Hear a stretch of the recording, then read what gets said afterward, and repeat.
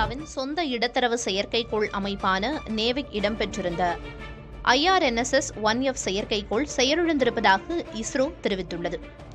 2016 ஏவப்பட்ட இந்த செயற்கைக்கோளின் அணுக்கடிகாரம் பழுதானதால் அதன் சேவை நிறுத்தப்பட்டது.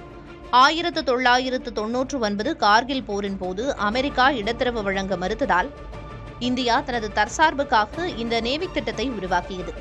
தற்போது இந்த அமைப்பில் இருந்த 4 செயற்கைக்கோள்களில் ஒன்று முடங்கியதால் துல்லியமான சேவையை வழங்குவதில் சிக்கல் ஏற்பட்டுள்ளது.